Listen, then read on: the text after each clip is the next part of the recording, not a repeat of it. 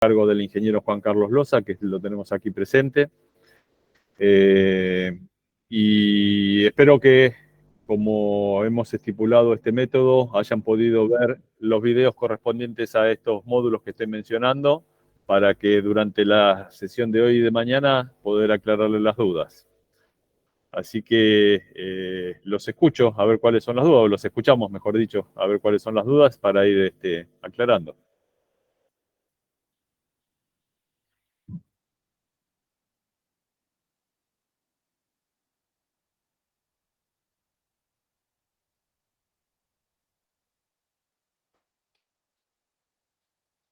Bueno, si no hay dudas, podemos hacer lo que hacían en la secundaria. Hacemos un examen de práctica para...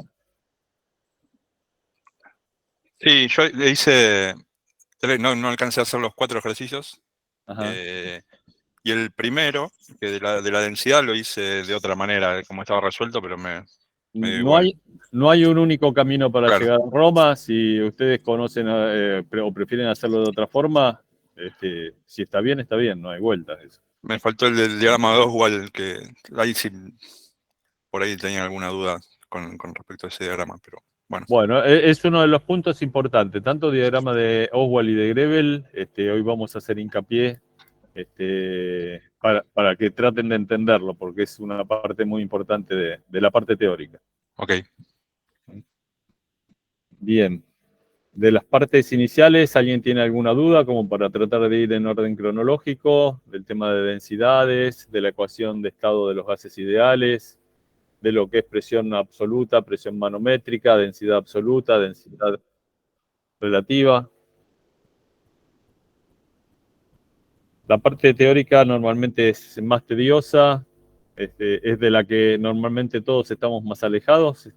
La mayoría de nosotros hace tiempo salimos de las salas de estudio. Así que a veces se hace más densa. No tengan miedo en preguntar. No hay pregunta tonta. Tonto es el que no pregunta. Profe, yo tengo una duda. En un gráfico, Sí.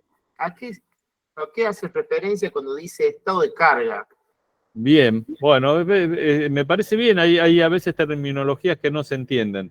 El estado de carga es el rango de trabajo del sistema de combustión. Dentro del estado de carga tenés el máximo fuego, el mínimo fuego, y si es un quemador del tipo modulante, tendrás un estado intermedio de aporte de fuego entre ese medio. ¿Se entiende eso así? Sí, profe, clarísimo. Bien. ¿Alguna otra pregunta? No sé si les mencioné, ya la clase pasada lo había dicho, esta clase y todas las, o por lo menos la mayoría de las clases las vamos a ir grabando para que al cabo de un día o dos después se suban al campus virtual y la puedan repasar el que quiera repasarla. Buenas tardes. Sí. Bueno, estuve haciendo los ejercicios, vi los 2 videos y estuve en la parte del estado ideal de los gases. Sí. En el esquema en la computación que nos pasaron en PDF y los videos, no Sí. figura cómo sacar la W, que sería la masa molecular.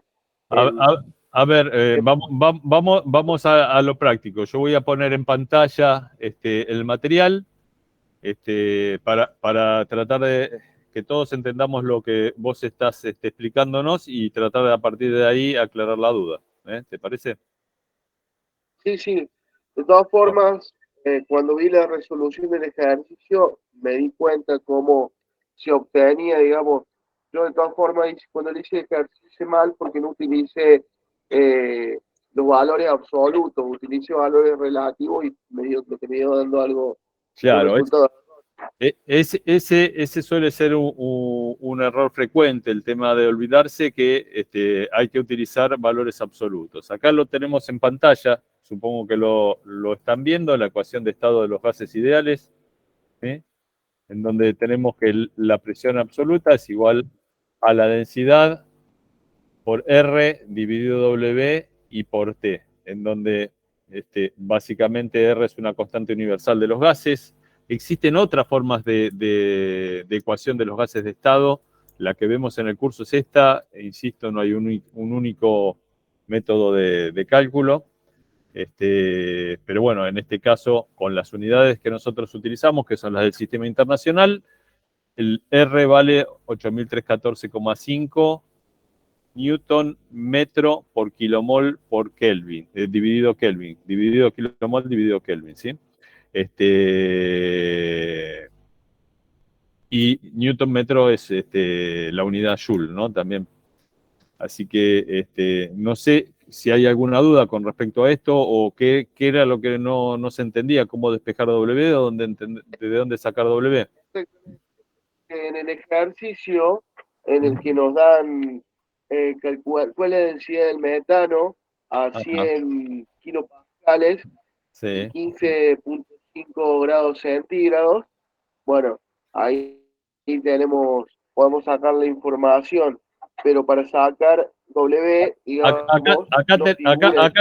acá tenemos en pantalla el ejercicio. Es supongo yo. El enunciado dice, ¿cuál es la densidad del metano a 100 kilopascales y 15,5 grados centígrados? Un poco estos ejercicios lo que buscan también es que practiquen algunas unidades. Y bueno, básicamente una de las formas para calcularlo es a través de la ecuación de estado de los gases ideales, y otra forma es aplicando la ley de Boyle y Mariotte. En este caso está hecho a través de la ley de Boyle y Mariotte.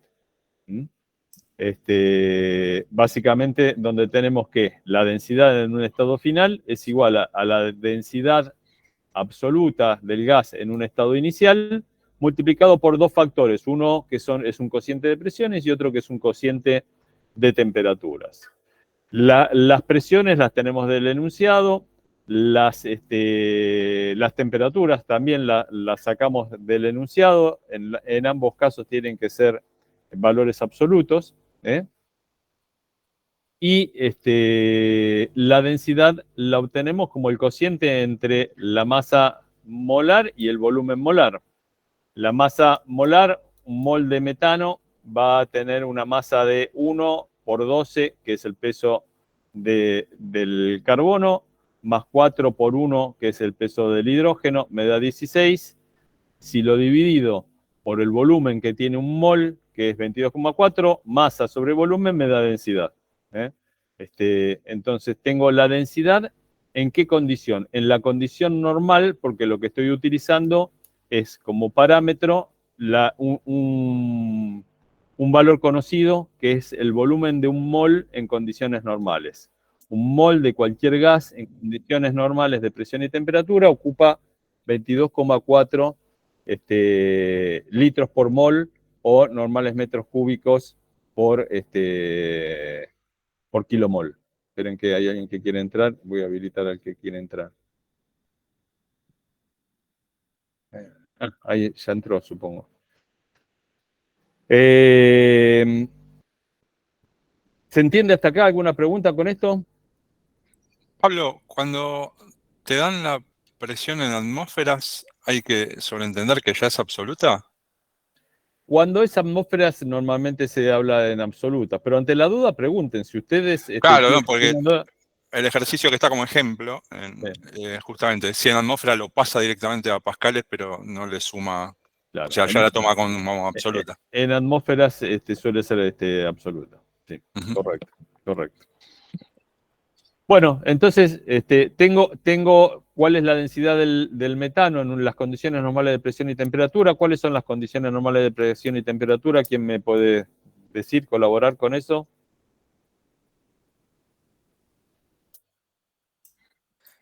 Una atmósfera y 273 Kelvin. Bien, 0 grados, correcto, o 273 Kelvin, como bien dijiste, y una atmósfera. Entonces, en esas condiciones tenemos que un mol de metano ocupa 22,4, que pesa 16 gramos, entonces 16 gramos sobre 22,4 litros me va a dar 0,74 gramos por litro, o lo que es lo mismo, 0,714 kilogramos por normal metro cúbico. Sí. Una consulta, ¿CLPT no se maneja a 25 grados normalmente o para este caso? En el mundo hay diferentes tipos de condiciones de referencia, por decir así. Están las estándares, están las normales, y varía. En Estados Unidos, por ejemplo, ellos utilizan 15,5 grados centígrados, que serían 60 Fahrenheit. Nosotros en nuestro país, la condición normal es 0 grados centígrados o 273,15 Kelvin y una atmósfera, 1013,25 hectopascales. Gracias, No, por nada. Sí, esa es una duda. A veces los equipos vienen importados, ¿no? Vienen con normal metro cúbico, estándar metro cúbico, y bueno, si uno quiere hilar finito hay que hacer la conversión. Correcto. Por la diferencia de Kelvin. Sí, lo ideal es que en el mundo nos pongamos de acuerdo y utilicemos todas las unidades internacionales, pero bueno, eso a veces no pasa. Bueno, una vez que tenemos entonces la densidad en un estado inicial, sabemos cuál es la temperatura en el estado inicial. Acabamos de decirlo, 0 grados centígrados sería 273,15 Kelvin. Calculamos cuál es la temperatura en el estado final. A partir del ejercicio sabemos que la temperatura en el estado final es 15,5, hay que pasarlo a Kelvin, o sea, sumarle 273,15, acá la tenemos, ¿sí? 288,65. Sabemos cuál es la presión en el estado inicial, lo dijimos recién, 1013 hectopascales, o 101.325 pascales. Lo pasamos, la presión en el estado final eran 100 kilopascales, a los cuales le tenemos que sumar la presión atmosférica, y entonces tenemos que la presión en el estado final es de 201.325 pascales. Reemplazamos todos los valores en la ecuación de Boyle-Marriott y nos termina dando el resultado del ejercicio. Fui demasiado rápido, ¿se entiende? Si no se entiende, me preguntan, volvemos para atrás. ¿Está todo claro? Está claro. Bien. Siguiente pregunta, entonces.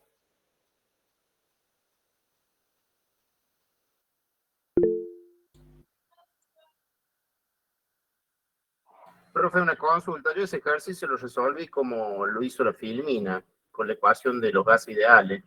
No hice... Bien, lo podés resolver también de esa forma. No hay una única forma de resolución. Te da el mismo resultado.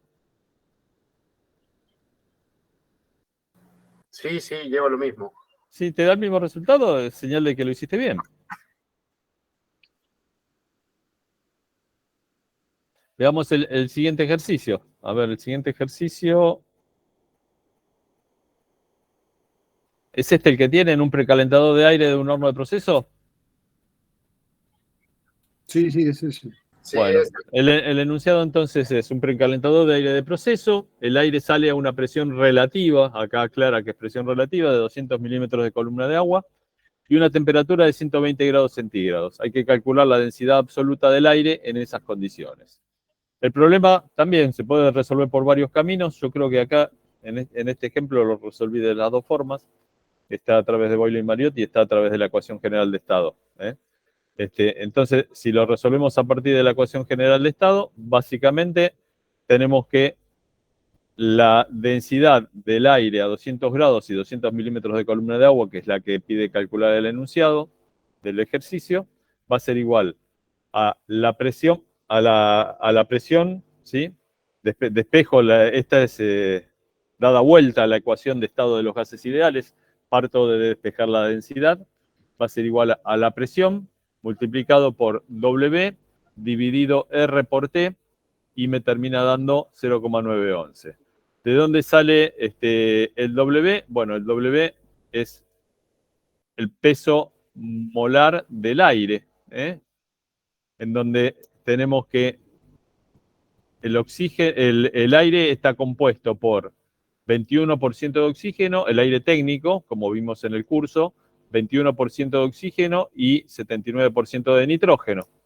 Entonces, un mol o un kilomol de oxígeno tiene 2 átomos, es 2 por 16, 32 kilogramos por kilomol. El 21% es 32 por 0,21, 6,72. En el caso del nitrógeno, 2 por 14, 2 átomos de 14 peso cada uno, da 28 kilogramos por kilomol. Y el 79% de eso es 22,12. La suma de 6,72 más 22,12 me da el peso expresado en kilogramos por kilomol o en gramos por mol. Un segundito que habilito algo. ¿Se entiende? ¿Alguna duda con respecto a esto? Bueno, entonces, volviendo a la ecuación de estado de los gases ideales, acá tenemos, este dato lo tenemos resuelto, R lo tenemos también sabido cuál es, y la presión también la tenemos resuelta. La presión es la presión del ejercicio, que recuerden tiene que ser absoluta. Si dijimos que, ¿dónde está el cálculo? Eran 200 milímetros de columna de agua, equivalente a 2.000 pascales. Le sumo la presión atmosférica, son 103.325 pascales, que es el valor que utilizo en la fórmula. Ya me mareé, acá está, 103.325. ¿Alguna duda, alguna pregunta?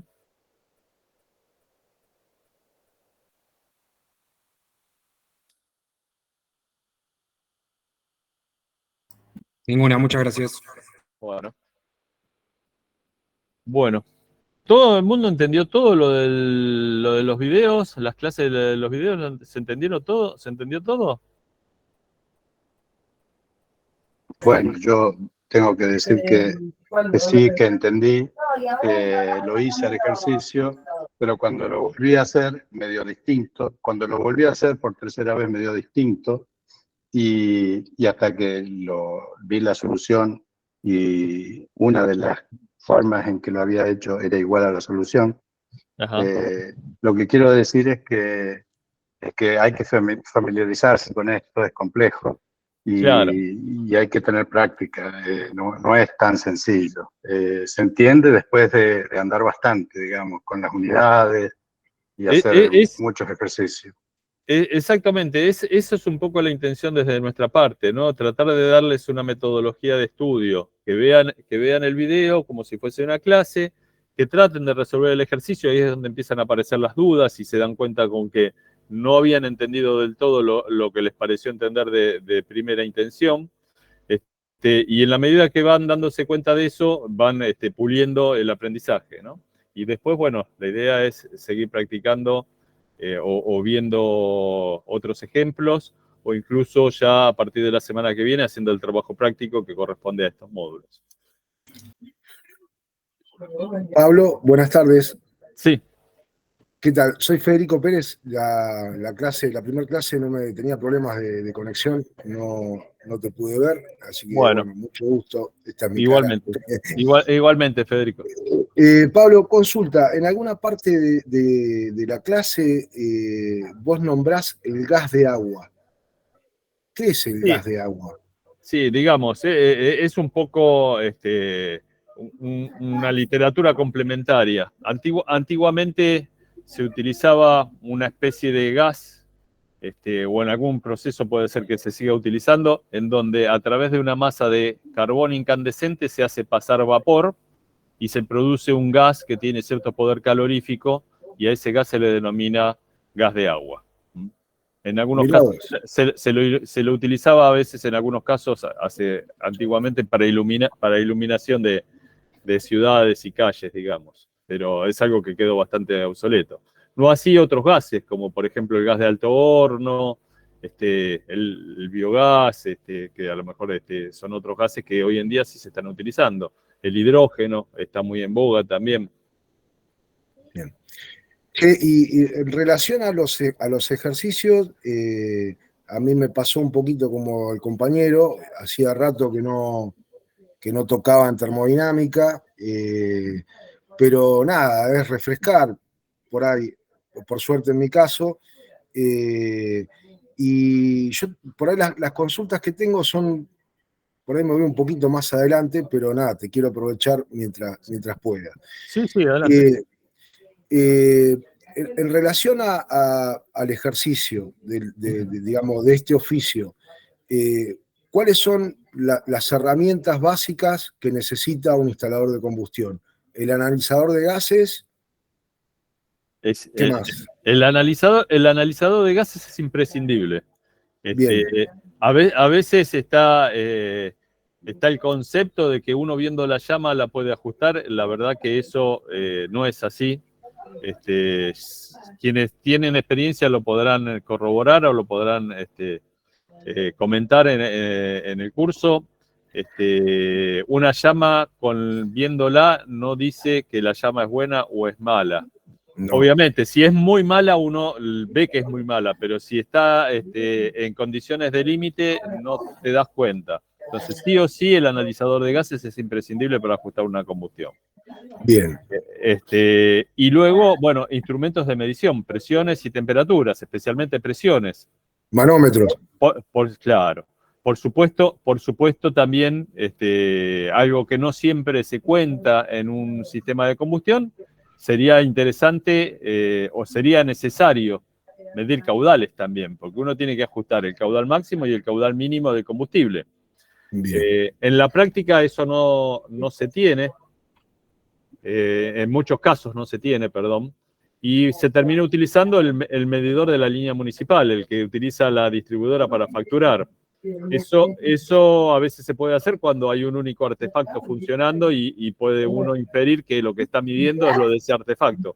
Cuando es una planta donde hay varios artefactos ya se complica. Claro. En el caso mío, yo, digamos, trabajo en una planta industrial que tiene por lo menos, en la zona donde trabajo yo hay 3 calderas, humotubulares, y alguna tiene algún problema de regulación que tengo que atacar en parte con las herramientas que me puedas pasar vos. Pero a mí me interesa personalmente el tema del oficio por fuera de este trabajo, por eso te hago la consulta. Y después te hago una consulta, tanto en el curso como en la clase pasada, nombraste diferencias entre este curso y el curso de la reválida. Sí. No entiendo por ahí, digamos, o sea, entiendo que si nosotros mantenemos la matrícula, eventualmente tenemos que tener una reválida.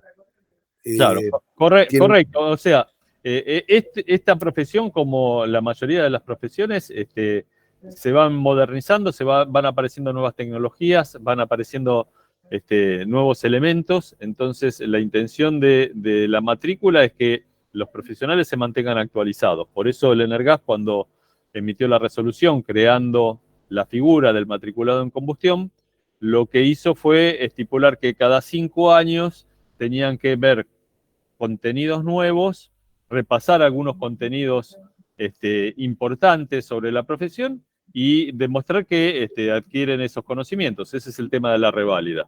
Entonces, a los 5 años de haber obtenido la matrícula inicial, si quieren renovar la matrícula, tienen que hacer un curso que es un poco más corto, o bastante más corto, donde se ven conocimientos nuevos y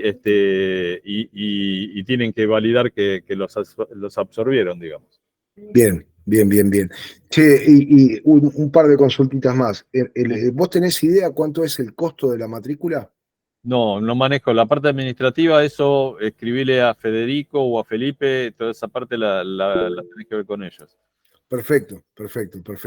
Y nada, después consulta sobre la estructura, digamos, de estas 2 clases de consulta. Esta es mi primer, digamos, experiencia virtual académica. Me cuesta un poquito. Las 2 clases, o sea, los 2 webinars que vamos a tener, tienen el mismo espíritu, es como una clase de consulta de la facultad. Exacto, es una clase de consulta donde tratamos de ahondar. Lo importante de todo esto es que antes de llegar a estas sesiones como la del día de hoy, ustedes hayan visto el video y traten de entenderlo y sacarse las dudas, practicar los ejercicios. La mayoría de los ejercicios son de la época en donde esto todavía no era virtual y eran preguntas de examen. Esa es la realidad, como para que se den una idea. En la medida que esto se transformó en algo virtual, la verdad es que el día del examen no les vamos a tomar un ejercicio porque no hay tiempo y porque hacerlo virtualmente, que ustedes se pongan a desarrollar un ejercicio sería bastante engorroso para ustedes sobre todo. Entonces, pero sí les sirve de práctica. Y las preguntas conceptuales de los ejercicios, hay algunos que son ejercicios para resolver, hay otras que son preguntas que ustedes dicen, bueno, esto es una tontería que yo lo respondo en 4 palabras. Bueno, eso era una pregunta de examen en algún momento. Bien, bien, bien. Y después una última pregunta también relacionada a los ejercicios. Pues yo los hice, como bien decía en la clase, hay varias maneras. De hecho, la ley de los gases o la ecuación de los gases ideales tiene, creo que eran 3 formas o 4 formas, manteniendo constantes las variables de la ecuación. Pero después cuando llegué a la parte de Oswald, entendí que el espíritu del ejercicio era, digamos, construir el diagrama. Ese es el espíritu del ejercicio. No. El espíritu del ejercicio es entender la combustión a través tanto del diagrama, inicialmente el diagrama de Grebel, como una introducción, y después con algo más completo, que es lo que hizo Oswald. Perfecto. Bueno. Si nadie tiene dudas con lo que estamos hablando acá de densidad y de temas que están al inicio del módulo, seguimos, si les parece, con el diagrama de Grebel y el diagrama de Oswald. Sí, bárbaro. Sí, perdón, hay alguien que tiene la mano levantada. Jorge Benítez, ¿querías preguntar algo? Sí, Pablo, justamente una partecita Sí, adelante, Jorge. Justo una partecita de lo que dijiste me sacó una duda. Pero bueno, yo iba a plantearlo de igual quiere y llego al examen final. Te escucho entrecortado, Jorge. Repetime, por favor. Te escuché entrecortado, no llegué a entender. Hola. Sí, te decía que bueno, si Dios quiere llego al examen final. ¿Ahí se me escucha? Sí, ahí mejor, dale.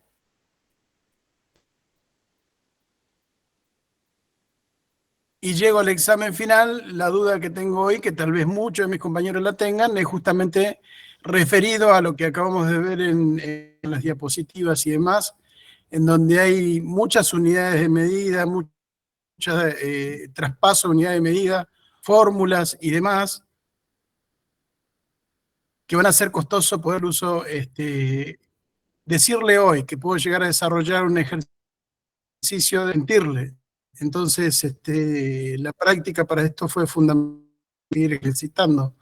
Pero bueno, no sé cómo es el ejercicio final del examen final y si está compuesto por este tipo de cosas, como unidad de medida, o si uno puede llegar a utilizar un machete para este tipo de cosas. Mira, el examen final, como le decía recién a Federico, no te va a pedir que vos resuelvas un ejercicio, porque no hay tiempo y sería engorroso hacerlo en forma virtual.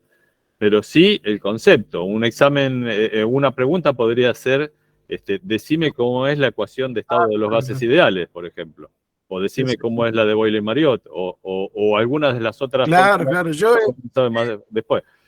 Y es importante para la vida profesional, lamentablemente, como bien dijo también algún compañero hace unos minutos atrás, los equipos vienen de cualquier parte del mundo y vienen en cualquier unidad, así que es importante también que sepan referenciar las unidades. A lo mejor hay unidades muy exóticas, por decir así, pero hay otras que necesitan saberlas, cómo pasar de Fahrenheit a centígrados, unidades absolutas definitivamente hay que saberlas, claro. De PSI a bar o atmósferas, son ese tipo de unidades que hay que conocerlas. Yo le había comentado en algún momento que así está matriculado de segunda Y justamente mi metodología en este tipo de cosas es esa. O sea, les doy, por supuesto, una ayuda a memoria, que es una hoja, una fotocopia que tienen, para los ejercicios, y que, o sea, el desarrollo del ejercicio no lo van a poder resolver por más que tengan la herencia, tengan las unidades de medida y tengan la fórmula. Entonces, esa era simplemente mi duda. En este caso, para este curso, Que seguramente, o sea, no hay ejercicios, pero tampoco los está la silencios en los posibilidad de tener ayuda a memoria.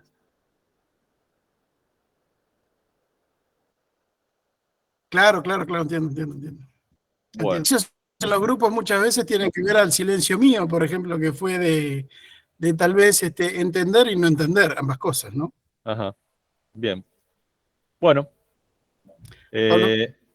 Sí, ¿alguien quería preguntar algo? Si no. Uy.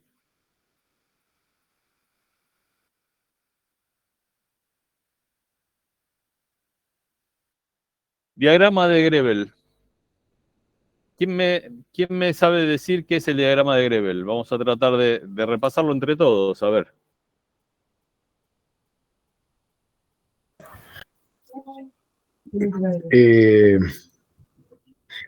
Es un diagrama que te dice, entiendo yo, básicamente, por lo que recuerdo y lo que vi de la clase, que te dice en qué punto estás del balance de combustión en relación al monóxido, que es pernicioso tanto para la combustión como para la salud, en relación al exceso de aire y a la relación estequiométrica de combustible y comburente, ¿puede ser? Estamos. Básicamente una parte importante también a recordar del diagrama o línea de Grebel, fíjense ustedes que se lo denomina también línea de Grebel, es que es justamente una línea. Grebel lo que determinó es una línea. Y esa perdón, sí, me fui para adelante, sí, claro. Estaba hablando de Oswald, perdón. Y, sí. y esa línea lo que me define es la combustión completa. ¿Qué significa combustión completa? Que no hay combustible sin quemar. Esa línea que trazó Grebel es la que referencia valores medidos en chimenea de dióxido de carbono con respecto a valores medidos en chimenea de oxígeno remanente en la combustión.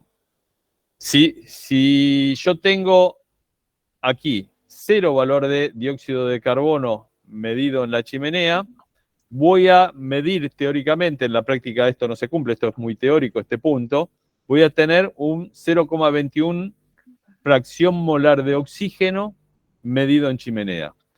Y viceversa, si yo tengo 0% de oxígeno medido en chimenea remanente, voy a tener el CO2 máximo. Ese CO2 máximo va a depender de cada combustible. ¿Por qué va a depender de cada combustible? Porque cada combustible tiene una composición determinada y una cantidad de carbono determinada. Ese carbono, cuando oxida con el oxígeno, si se oxida totalmente, si combustiona totalmente, se oxida totalmente, va a terminar con un contenido máximo de CO2. Entonces, 0 oxígeno remanente, máximo de CO2. Cualquier punto intermedio de la línea es combustión completa. ¿Qué significa? Que si yo tengo medido en chimenea 0,1 de fracción molar de oxígeno y para este combustible dado 0,07, por ejemplo, de fracción molar de dióxido de carbono, sé que si esos dos puntos se cortan acá, tengo combustión completa. Si esos dos puntos se cortan por acá abajo, no estoy teniendo combustión completa. ¿Se entiende? Pero ahí, perdón, ahí sería combustión completa en el ejemplo que viste recién, pero exceso de aire. Yo no estoy hablando ahora de exceso de aire. Grebel no ve tanto el exceso de aire. Bueno, Si vamos completa, claro. Si vamos a Oswald, ¿qué es lo que hizo Oswald? Completó el diagrama de Grebel, trazando cuáles serían las curvas de combustión incompleta, de presencia de monóxido. El monóxido de carbono, CO, es combustible sin quemar. Como decíamos antes, si yo tengo una medición de 0,1 de fracción molar de oxígeno y 0,05 de fracción molar de dióxido de carbono, se están cruzando en este punto y acá me está diciendo que tengo un determinado porcentaje o una determinada fracción molar de combustible sin quemar en forma de monóxido de carbono. ¿Se entiende? Sí, sí, se entiende. Sí. Una consulta. Dale. Perdón, te Dale, consulto. Nosotros, digamos, ¿vamos a tener una línea teórica de Grevel por cada tipo de combustible? O... Existe, cada combustible tiene su propio diagrama de Grevel o su propio diagrama de Oswald. ¿Por qué? Porque cada combustible tiene una composición diferente a otro combustible. Perfecto, gracias, Pablo. No, por nada. Pablo, la consulta. Si nos vamos ahí a la línea de 5% de monóxido, ¿el 5% es en volumen? Acá está como un ejemplo en 5%, sí, pero... Sí, bueno, pero un ejemplo, sí, sería sí. volumen. Volumen, sí. Ok. ¿Se entiende esto? Sí, Pablo. Pablo, consulta. Bueno, sí. Esta clase queda grabada, ¿no? Dentro de las clases también. En este momento la estoy grabando. Si no hay ningún inconveniente técnico, va a quedar grabada. Yo esto se lo paso a la gente que administra el campus y generalmente hay un delay de algunos días hasta que ellos lo suben al campus. Perfecto, gracias. Yo porque me tengo que retirar y no me la quiero perder. Mañana igual voy a volver. Bueno, mañana no hay problema. Hoy y mañana son exclusivamente para los módulos 1 y 2, así que si tenemos que repetir los temas, no hay preguntas tontas. Ustedes pregunten y tratamos de resolverlo. Excelente, muchas gracias y gracias a todos. Saludos. Hasta luego.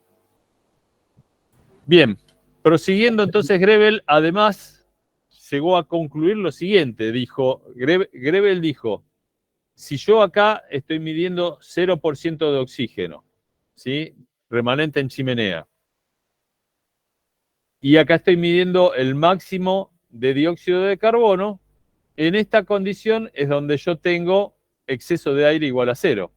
Entonces, concluyó que la línea de exceso de aire igual a 0, con otros razonamientos adicionales, con la línea de exceso de aire igual a 0 o lambda igual a 1, tiene que pasar por este punto.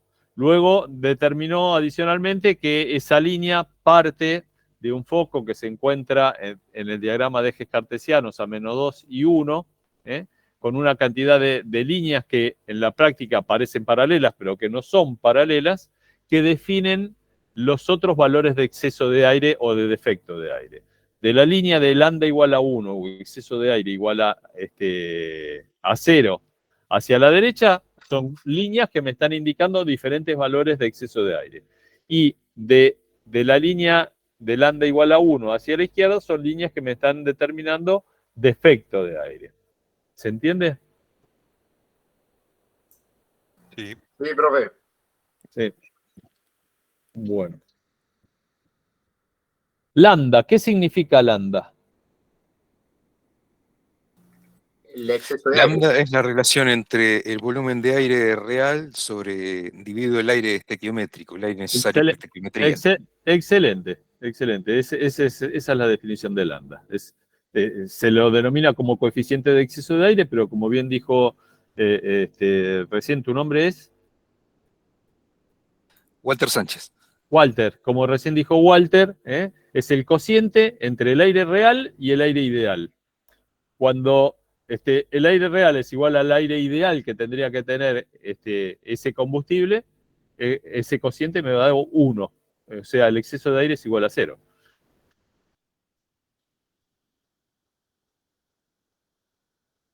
¿Qué pasa si yo mido una combustión y tengo, por ejemplo, para este combustible de ejemplo, insisto, estos valores numéricos de las ordenadas del eje vertical de dióxido de carbono son valores, son ejemplos de algún combustible, no sé ni de qué combustible será, es un ejemplo. Pero si yo mido, suponiendo una combustión, mido 0,1 y mido acá 0,1, y estos dos puntos se me cortan acá. ¿Qué significa? ¿Qué conclusión sacan ustedes? Combustión incompleta. Acá, en este punto, si se cortan acá. ¿Qué les parece a ustedes? No, todo lo que está abajo del triángulo es lo que es combustión, ¿no? Correcto, estoy midiendo algo mal. Claro, no No puede estar afuera del triángulo. Ok. Ese es el razonamiento que tienen que tener claro ustedes. Ok. Bien. ¿Alguna otra pregunta? ¿Alguna duda? Sí, Pablo, una pregunta. ¿Y qué sentido tiene las rayas que están por encima entonces del triángulo? Son rayas auxiliares que utilizó Oswald como para determinar el gráfico. Existen otros diagramas como el de Kiesel, en donde también empieza a aparecer hidrógeno remanente en la combustión. En el curso tratamos de no irnos tanto con cosas más complejas. Uno de los más conocidos es el de Oswald. Antiguamente se lo utilizaba bastante, el diagrama de Oswald, cuando los analizadores de gases de combustión eran del tipo químicos. Antiguamente había un sistema muy conocido como analizador de gases de combustión, que era el ORSAT, el cual tenía una serie de reactivos químicos en donde había que tomar a través de una bomba manual, de una pera, como la que se utiliza para tomar la presión de las personas, la presión sanguínea de las personas, bueno, una pera de ese tipo para succionar gases y hacerlos pasar a través de un reactivo químico, y en función de cómo reaccionaba ese reactivo químico se determinaba el valor de oxígeno y el valor de monóxido de carbono y el valor de dióxido de carbono. Y entonces, para saber cuánto oxígeno había que entrar en un diagrama de Oswald para determinar el dato que queríamos tener. Hoy en día los analizadores de gases calculan buena parte de esa información a través de fórmulas y no hace falta entrar en diagramas para determinarlo.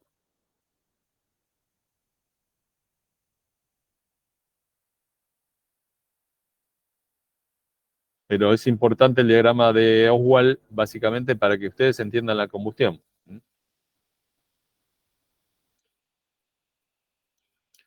¿Alguna pregunta? Profe, vuelvo atrás un segundo. ¿Un punto fuera del triángulo implica que estoy midiendo mal o no es una combustión? No, estás midiendo mal. No puede haber un punto fuera del triángulo.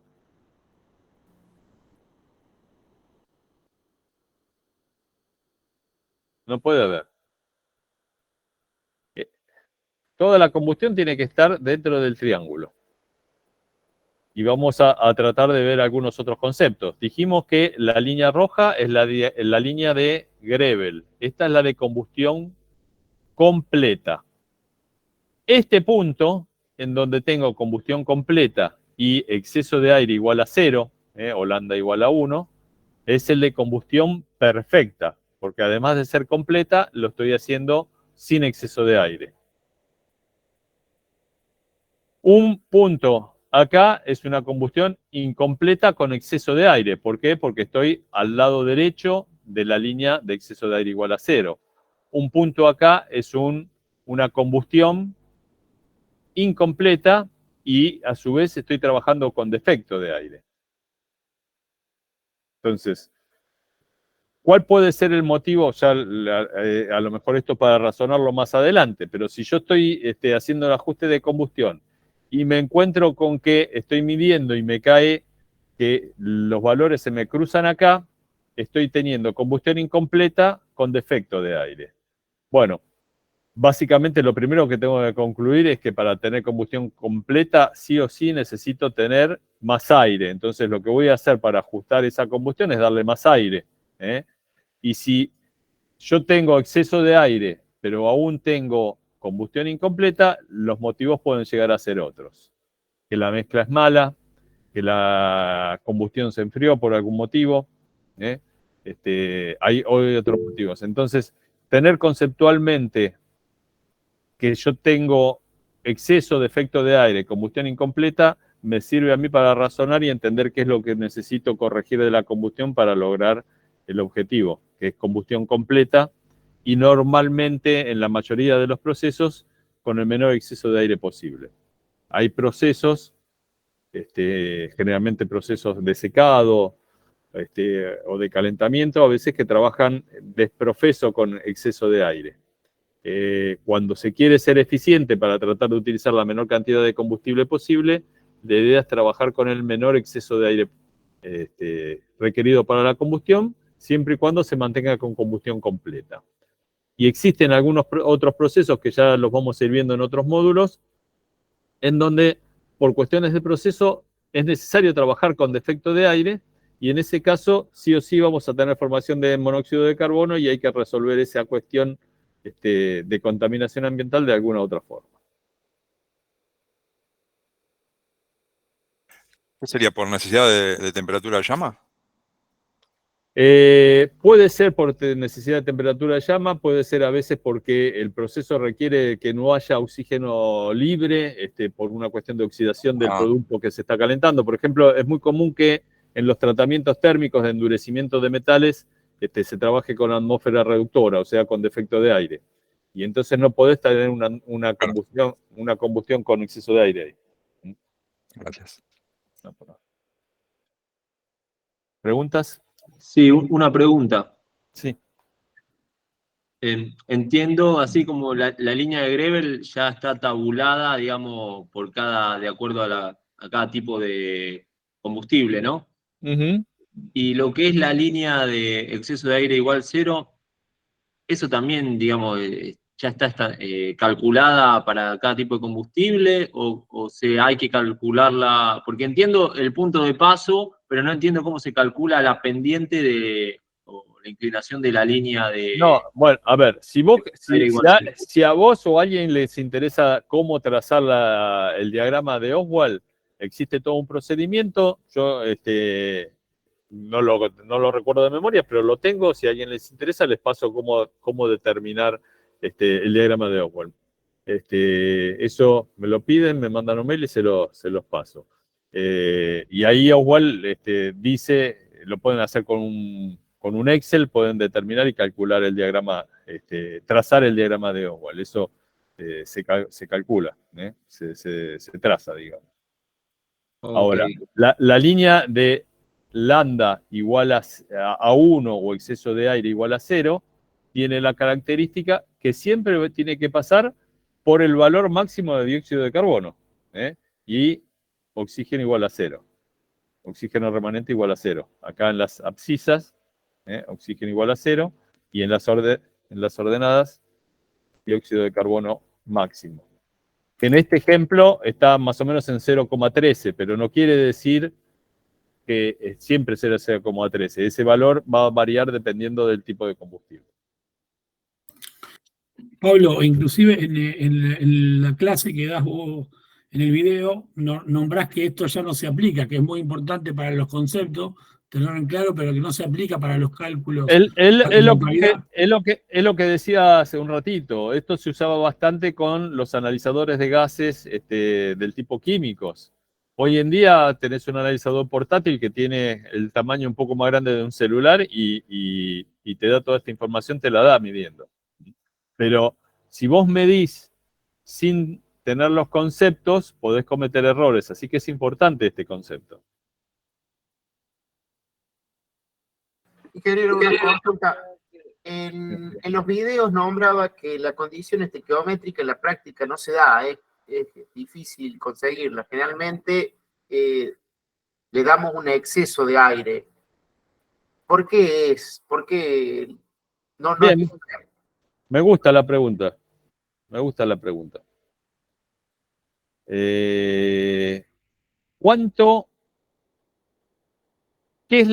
¿Cuánta es la relación estequiométrica del gas natural?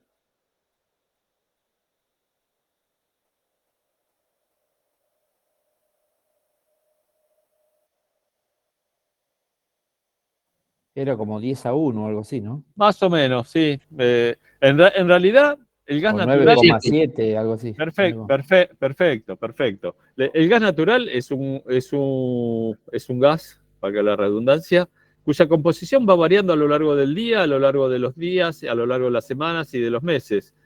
va fluctuando, entonces tampoco se puede decir que es siempre el mismo. Pero y de la geografía, no es lo mismo el gas que tenemos en el sur que... Exacto. Pero en la práctica, bueno, asumimos que es del orden de 9,7. ¿9,7 qué?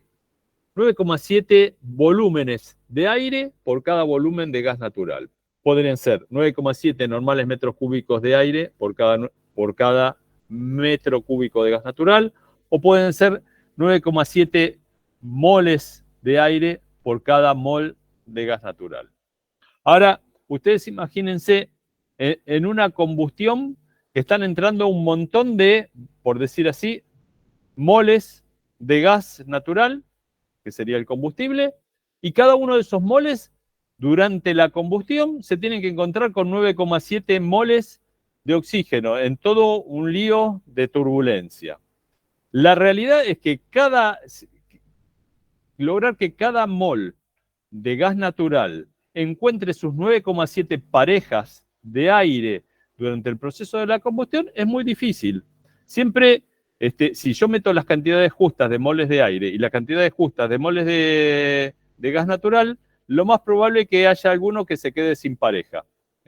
Entonces, para asegurarme, que es lo que yo quiero, combustión completa, para asegurarme que todos los moles de gas natural tienen al menos 9,7 moles de aire, necesito poner algunos de más. Esa es la explicación por la cual es necesario trabajar con exceso de aire. En laboratorio se puede llegar a lograr condiciones muy cercanas a la estequiométrica, pero tampoco se logra. ¿Se entiende el concepto? Sí, profe, clarísimo. Bueno.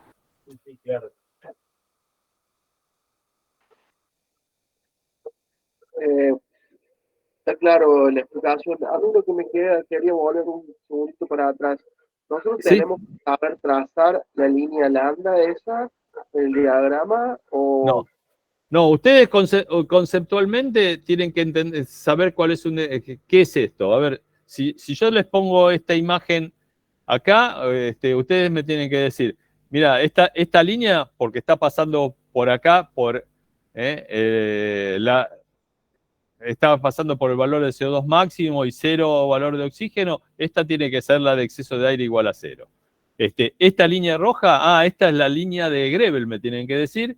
¿Y por qué la línea de Grebel? Porque es la que determinó Grebel, donde la combustión es completa. Tienen que saber que estas líneas naranjas son de valores diferentes o porcentajes o fracciones molares de monóxido de carbono. Que en las abscisas lo que medimos es oxígeno, fracción molar de oxígeno. Que cada diagrama de Oswald es diferente para cada combustible. ¿Por qué? Porque cada combustible tiene su propia composición, su cantidad de carbono que me va a definir cantidad de dióxido de carbono que va a emitir. Ese tipo de cosas, las que acabo de explicar, son las que tienen que decir. Si yo les digo, bueno, si yo mido oxígeno y mido dióxido de carbono y se me están cortando acá, ¿qué es lo que está pasando? ¿Y qué es lo que podría estar ocurriendo y cómo lo solucionaría? Un poco es entendiendo los conceptos que les sirvan, digamos. ¿Se entiende cuál es la finalidad de esto? Perfecto. Sí. Pero de todas maneras, a ver si por ahí estoy entendiendo mal. De todas maneras, uno podría llegar a trazar fácilmente esa línea negra porque lo que tenés que hacer es la estequiometría y lo trazás. Hay toda una metodología para trazarla. Agarrás un eje. Pero uno hace pero perdón, a ver si entiendo, o tal vez lo estoy facilitando yo. Si uno estequiométricamente calcula la cantidad de moles, el valor de arriba de la línea de lambda igual a 1 va a coincidir con el punto de monóxido, de dióxido máximo. Sí, correcto. Y el cruce del otro es la estequiometría y este punto es menos 2 y 1. Y este otro punto sale de alguna otra determinación. Pero básicamente hay todo un procedimiento para trazar el diagrama de Oswald. Insisto, si a alguien le interesa, se los paso cómo determinar el diagrama de Oswald. Para lo que es el curso, lo importante no es que sepan trazar el diagrama de Weld, sino que lo entiendan, que lo interpreten. Claro, hay una modelización matemática que permite trazar esta familia de rectas con un parámetro constante. Ese parámetro constante es el exceso de aire. Y esa familia de rectas tiene un polo de convergencia en el punto -2, 1, ¿no? Entonces de ahí salen todo el haz de recta que tiene como parámetro el exceso de aire. Bueno, y se determina que para el caso del exceso de aire igual a 0, el punto pasa por el punto del CO2 máximo con un oxígeno, una fracción molar de oxígeno igual a 0. Entonces ese es el punto del estado estequiométrico de la combustión. Es donde aparece el CO2 máximo. Bueno, es eso. Lo que pasa es que acá está simplificado. Sí, para tratar de verlo más didácticamente está trazado así, digamos, ¿no? Claro. Y luego, para el caso de la recta de Grebel, tiene otro haz de rectas que parten de un polo de convergencia que lo ven ahí en el cuadrante, en el primer cuadrante de los ejes cartesianos ortogonales. Entonces, donde ese haz de recta corta a la línea de Grebel, tenemos un estado de combustión en el que tiene un determinado exceso de aire, que coincide con el haz de recta que viene del cuarto cuadrante. En ese punto se determina un determinado exceso de aire.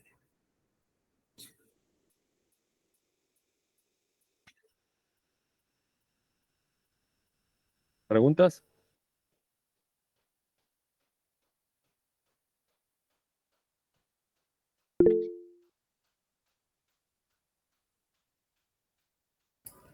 Hola Pablo, yo estaba levantando la mano. Ah, no te vi. Mientras estoy presentando en pantalla no veo las manos, disculpen. Ok, no hay problema. Quería decirte, a ver, básicamente lo que estamos viendo con este diagrama es que tenemos, hoy los grados de libertad que tenemos es uno solo, que es la cantidad de aire. Pero entiendo que hay más parámetros que modificar, pero en esta altura del curso todavía no los vimos. Correcto. Bien, porque ahora puedo jugar solamente con el aire, no tengo más para jugar que el aire. Justamente cuando yo les daba el ejemplo, les decía, si tenía un punto que se cortaba de la línea de exceso de aire igual a 0 hacia la izquierda, si era un punto que caía por acá en esta zona, podía llegar a inferir que el problema podría llegar a ser defecto de aire. Pero si me cae por acá, estoy teniendo exceso de aire y sin embargo estoy teniendo combustión incompleta y entonces puede haber otros motivos o hay otros motivos por los cuales se está produciendo la combustión incompleta. No, pero hay otra opción también. Yo puedo estar en lambda igual a 1 y estar sobre la segunda línea. O por ejemplo, podés estar. Y ahí no sabría por qué no estoy bien. Porque yo estoy. O sea, no sabría por qué es incompleto. No, pero si dijimos que la combustión. Claro, si dijimos que la combustión completa en la práctica no se logra con exceso de aire igual a 0, o sea, con lambda igual a 1, ya ahí el primer concepto es que tenés que darle un poco de exceso de aire. Tenés que. Digo, podría estar corrido, dale, lo hice teórico, pero digamos, podría estar corrido un porcentaje menor cercano a lambda igual a 1, y así no llega el exceso de aire, y no sería jugar con el aire, tendría que jugar con algo más. Temperaturas. Seguro, sé, a ver, en el módulo empezamos a ver, en el módulo empezamos a ver los conceptos de que para tener combustión hay algo que es básico, pero no es exclusivamente, que es el triángulo de fuego. Tenés que tener combustible, tenés que tener comburente, que en este caso es el oxígeno que está aportando el aire, y tenés que tener una temperatura mínima de autoinflamación. Si la mezcla, vos tenés mezcla de combustible y de comburente, pero la temperatura de esa mezcla cae por debajo del punto de combustión, de autoinflamación, la llama se extingue. La reacción de combustión, que es una reacción química, se detiene y vas a tener combustión incompleta. Entonces, vos podés estar teniendo exceso de aire, podés estar teniendo combustible y comburente entonces en forma adecuada, pero por ahí tenés algún problema en el proceso que se te está enfriando parte de la llama, y eso te está produciendo combustión incompleta. ¿Qué es lo que te puede estar produciendo enfriamiento de la llama? Bueno, que se esté mezclando con, o que esté pegando contra alguna pared más fría, que es lo que se denomina efecto de pared fría. ¿Qué puede estar produciendo enfriamiento de la llama? Que haya demasiado exceso de aire. Vamos a ver más adelante que cuando hay mucho exceso de aire, hay parte de la llama que también se enfría, y eso me está produciendo monóxido de carbono, o combustión incompleta, mejor dicho. Eso desde el punto de vista del cateto del triángulo del fuego denominado temperatura. Ahora, vos podés tener temperatura, podés tener combustible y podés tener comburente, pero no se te están mezclando el combustible con el comburente. Te entran en forma paralela, sí, y entonces las moléculas de oxígeno no se están mezclando con las moléculas de combustible. Y entonces lo que te está faltando es una mezcla. Te está faltando la turbulencia, posiblemente. Entonces, bueno, esos son los motivos por los cuales vos podés estar en esta zona con combustión incompleta, exceso de aire y combustión incompleta. ¿Se entiende? Y tal vez Gracias. ahí puede jugar la geometría, que la velocidad del aire, o sea, hay un montón de cosas. Sí, no se te están mezclando por algún motivo, puede Claro. ser, claro. La turbulencia. Pero básicamente es lo que decía Pablo, es decir, tenemos que tener una suficiente homogeneidad entre combustible y comburente, de manera de que la llama pueda propagar y hacer la reacción de combustión. Y por otra parte tenemos que tener la suficiente temperatura. Entonces, en la medida que aumenta el exceso de aire, todo el aire que no participa, digamos, el oxígeno que no participa en la reacción de combustión, lo que va a hacer es enfriar la llama. O sea, va a extraer calor de la reacción de combustión. Ese enfriamiento de llama puede provocar que se extinga la llama. O sea, una manera de extinguir una llama es enfriando el proceso de combustión. Y eso se puede lograr a través del exceso de aire.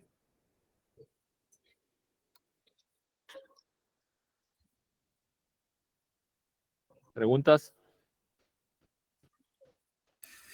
Pablo, yo te voy a hacer una última consulta que seguro por falta de conceptos que estoy teniendo. No te hagas problema. Porque lo que no me termina de quedar claro, visto que la composición de un gas tiene otros elementos aparte del dióxido de carbono, por ejemplo, existe el nitrógeno dentro de la composición. ¿Por qué particularmente me interesa esta línea, este gráfico está vinculado al oxígeno? Sí me queda claro el porqué, y únicamente al dióxido de carbono dentro de los componentes. ¿Por qué el de mayor proporción? Bueno, no, a ver, el concepto de combustión es que nosotros queremos quemar totalmente el combustible. Si no quemamos totalmente el combustible, lo que vamos a tener es, al medir, indicios de combustión incompleta. ¿Qué es lo que me da indicio de combustión incompleta? Bueno, la presencia de combustible sin quemar, como el monóxido de carbono. Otro indicio de combustión incompleta sería encontrar gas crudo, encontrar metano, por ejemplo. Si estamos quemando gas natural, medimos en la chimenea y encontramos metano, es un indicio de que la combustión es incompleta. Y otro indicio de combustión incompleta sería encontrar hidrógeno. Como el hidrógeno tiene una velocidad de reacción de la llama muy superior a la a los de los otros combustibles o a los de los otros compuestos, como el monóxido de carbono o el metano, normalmente es difícil encontrar hidrógeno remanente en la combustión. Pero lo que es presencia de hidrocarburos sin quemar, o sea, metano propiamente, si hablamos de gas natural, encontrar metano en la chimenea y encontrar monóxido de carbono son indicios de combustión incompleta. Y los dos van de la mano. Los analizadores de combustión tradicionales miden monóxido de carbono. ¿Hay analizadores de gases de combustión que miden combustible sin quemar, que miden hidrocarburos? Sí, los hay, pero son carísimos. Como en la práctica sabemos que si hay monóxido de carbono presente en los gases de combustión, también hay hidrocarburos sin quemar, midiendo uno de los dos ya es suficiente para saber que la combustión es incompleta, pero lo lógico sería saber, poder medir todo. No sé si responde eso a tu pregunta. Después, por supuesto, como bien decís vos, vas a encontrar nitrógeno. Nosotros dentro de una combustión estamos metiendo suponiendo una combustión que trabaja con aire ambiente, tomando el oxígeno desde el aire ambiente, tenemos una gran cantidad de nitrógeno y tenemos algunos otros compuestos como óxidos de nitrógeno. Pero lo que nos importa en realidad es el objetivo de una buena combustión es que no haya combustible sin quemar. Ese es el objetivo. Después el nitrógeno será una consecuencia de cómo estoy haciendo la combustión. ¿Me entiendes? Sí, está claro, está claro. Yo justamente en el curso de reválida, uno de los temas que se ve es combustiones con aire enriquecido. ¿Qué significa aire enriquecido? Bueno, se lo denomina técnicamente así, pero básicamente yo puedo hacer una combustión mezclando combustible con oxígeno directamente, sin necesidad de mezclarlo con aire para aportarle el oxígeno.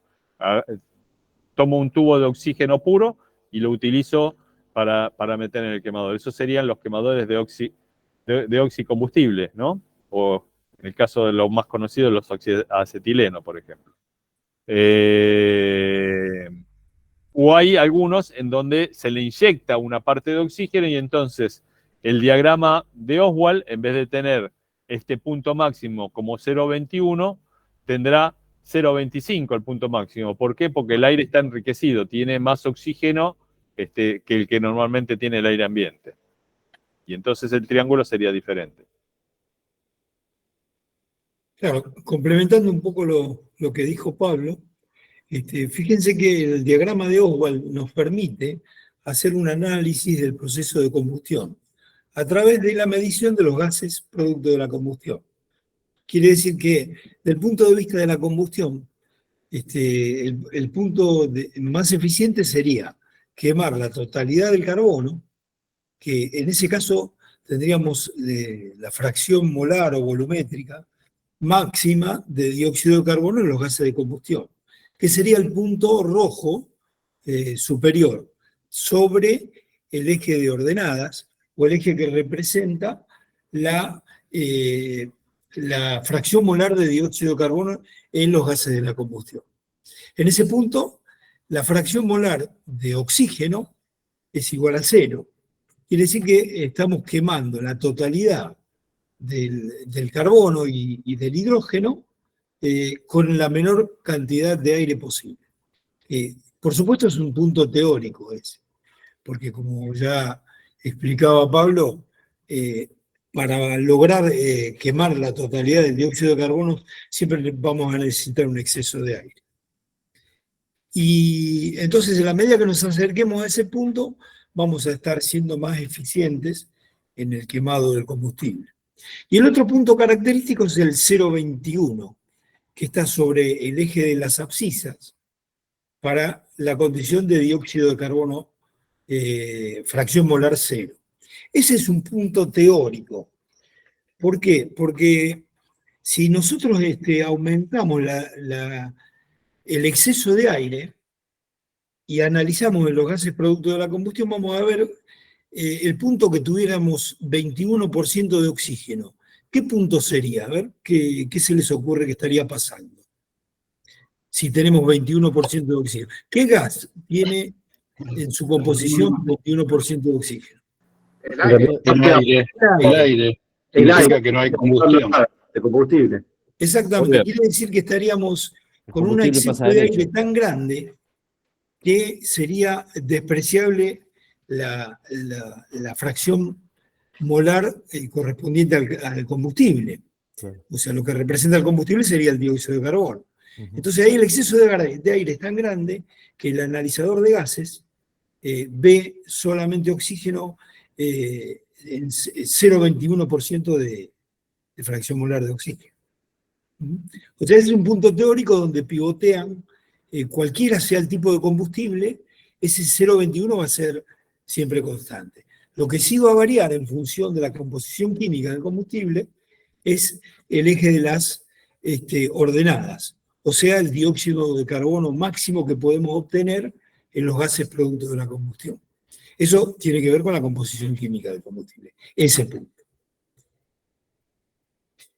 Profe, le hago una consulta relativa a la práctica. Usted la medición de gases, me imagino que la hace al principio, cuando instala el artefacto, digamos. Pero después, ¿con qué periodicidad, si es que la tiene, hace otra medición de los gases de escape? Bien, en realidad habría que hacerlo con la periodicidad necesaria de cada caso. Hay casos en donde los parámetros que participan en la combustión son bastante constantes y hay otros casos en donde no. Por ejemplo, si tenemos una instalación en donde de un mes para otro me varía la temperatura ambiente, por decir así, en 10 o 20 grados centígrados, me va a cambiar la densidad del aire de combustión, el ventilador me va a absorber una cantidad diferente, el ventilador de aire de combustión me va a absorber una cantidad diferente de aire y entonces me va a impactar en cómo se está desarrollando la combustión. Si tenemos una condición en donde sabemos que el combustible hipotéticamente podría haber cambiado significativamente en su composición, también sería el caso que tendríamos que volver a hacer una verificación de la combustión o un ajuste si fuese necesario. ¿Responde tu pregunta? Sí, pero suponga el caso que usted dice si cambia la temperatura significativamente. Por decirte, del invierno al verano, ¿ya está establecido que usted tiene que ir a medir de nuevo los gases de escape o...? Lo vamos a ver en números, en los módulos que continúan del curso. Vas a ver cómo si te varía en 20 grados la temperatura del aire, te va a variar la composición de oxígeno en los gases de combustión en un 1,5%, no, en 0,7% de oxígeno. Si te varía la presión atmosférica, porque la presión atmosférica también varía, ustedes todos la escuchamos en la radio. Un día escuchamos 1025 hectopascales, otro día escuchamos 1005 hectopascales, otro día escuchamos 1040. Cuando te varía la presión atmosférica, también te está variando la cantidad de aire de la combustión. Entonces, cuando hay variaciones significativas, vamos a ver que es necesario hacer un ajuste nuevo de la combustión. Primero verificarlo y después corregirlo.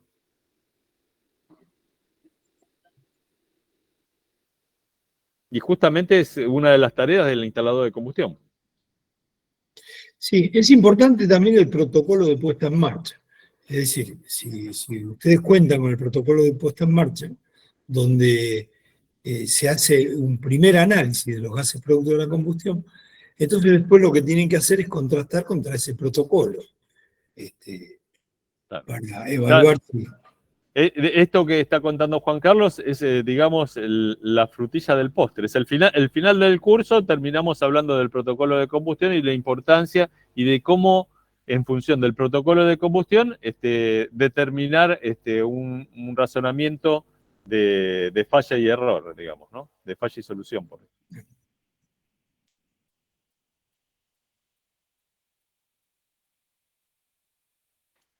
Una pregunta. Se habló del tema de turbulencia. ¿La turbulencia es algo necesario al momento de la combustión o es algo que es mejor que no exista, digamos? No, al contrario, la turbulencia favorece la homogeneidad de la mezcla entre el combustible y el comburente. Y a la medida que sea más homogénea esa mezcla, la propagación del frente de llama encuentra un medio más constante, ¿no?, entre el combustible y el comburente. A ver, lo que necesitamos, como decíamos hace un rato, es que cada molécula o cada volumen de combustible se encuentre con las otras 9,7 partes de aire. Imagínate, a lo mejor ustedes no tienen experiencia de combustión, pero seguramente alguna vez el jefe de la casa los mandó a pintar una pared y tuvieron que agarrar y mezclar dos pinturas diferentes. Si después nos revolvieron, eso no se mezcla, es lo mismo. Necesitamos turbulencia para que se mezcle el aire con el combustible. Perfecto, muchas gracias.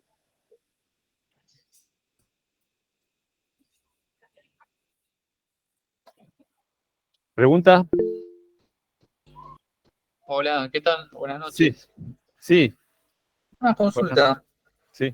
Entiendo No, acá según un gráfico que tengo en la diapositiva 79, que hasta 1,3 de lambda es una combustión aceptable. ¿Módulo 1 o módulo 2? Módulo 2. Módulo 2, páginas, diapositiva Sí, 70. a lo último, después de Grebel y Oswald. Bien. Esa. Esta. Hasta 1,3. En los casos de los equipos que tengan un precalentador de aire, ¿se extiende un poquito más de 1,3 o se mantiene igual? A ver, esto básicamente, este gráfico lo que tiende a hacer es a reforzar un poco el concepto de lo que acabamos de ver con Oswald, ¿sí? Voy a tratar de hacer la analogía con Oswald. Nosotros tenemos acá la línea de puntos, es la línea de exceso de aire igual a 0, o lambda igual a 1. Esta línea de puntos es lambda. Hacia la izquierda, defecto de aire, o lambda menor que 1. Hacia la derecha, lambda mayor que 1, exceso de aire. Si yo mido una combustión que está trabajando con defecto de aire, como decía hace un ratito, tenemos grandes formaciones de monóxido de carbono y grandes formaciones o presencia de hidrocarburo que nos está quemando. Estos son lo que vamos a medir en chimenea. Si yo tengo grandes excesos de aire, como también decía hace un rato, y también remarcaba Juan Carlos, ese aire de más me está enfriando parte de la llama y ese enfriamiento de parte de la llama hace que se extinga la reacción de la combustión y voy a empezar a ver también grandes formaciones o grandes presencias de monóxido de carbono y de hidrocarburos sin quemar. Entonces, la conclusión que saco de estos conceptos es que la mejor zona para quemar es esta, en donde no es, como decíamos recién, no es la de lambda igual a 1, con lambda igual a 1 no lo logro, pero sí es con un poco de exceso de aire. Ese cuánto poco más de exceso de aire va a depender de la calidad del quemador y va a depender del proceso. Normalmente lo que se logra... el aire está precalentado. Sí, déjame. Por eso te estoy diciendo, va a depender de la calidad del quemador y del proceso. El aire caliente me va a producir un efecto que es un aumento de la temperatura de la llama, y ese aumento de la temperatura de la llama me va a favorecer que se pueda trabajar con un poco menos de exceso de aire, a lo mejor. Cada 100 grados centígrados que aumente la temperatura de llama, yo voy a aumentar aproximadamente 50 grados centígrados. Perdón, cada 100 grados centígrados que yo aumente la temperatura del aire de combustión, voy a aumentar 50 grados centígrados la temperatura de llama y eso va a hacer que posiblemente pueda trabajar un poco menos de exceso de aire.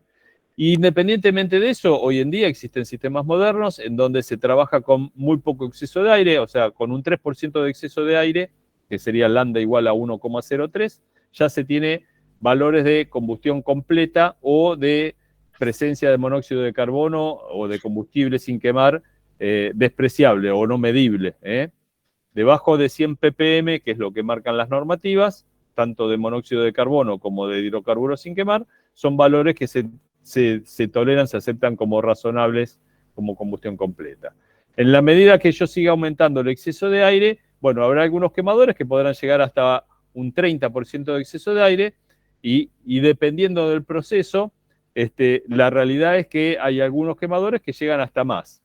Ahora, cuando yo trabajo con exceso de aire, ese exceso de aire se está robando calor. El exceso de aire me está produciendo pérdidas, que lo vamos a ver también cuando veamos la parte de eficiencia. Me está produciendo pérdidas de calor a través de los gases de escape.